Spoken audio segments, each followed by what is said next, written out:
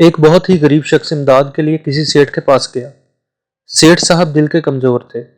غریب شخص نے درد بھرے لہجے میں اپنی دکھ بھری کہانی سنائی۔ سیٹھ صاحب کے آنسو نکل آئے اور وہ بھی غریب سوالی کے ساتھ بیٹھ کر رونے لگے۔ روتے روتے سیٹھ صاحب نے اپنے ملازم کو آواز دی۔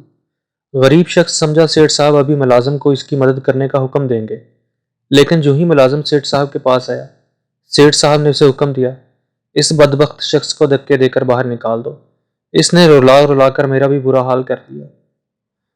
یہ کسی دوسرے شخص کی کہانی نہیں، یہ اس ملک کی کہانی ہے، کیونکہ اس ملک کا ہر غریب، نادار، مسکین اور مڈل کلاس بدبخت شخص ہے۔ اس ملک کی ہر حکومت، ہر حکمران، ہر وزیر خزانہ سیٹھ ہے۔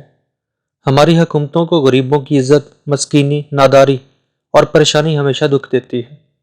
یہ لوگ عام شخص کے دکھوں پر غمگین بھی ہو جاتے ہیں، ان کی آنکھوں میں آنسو بھی آ جاتے ہیں، اور یہ غریبوں کی غربت دیکھ کر بے چین بھی ہو جاتے ہیں، کیونکہ اس کی کہانی اور اس کا لہجہ اتنا دردناک تھا۔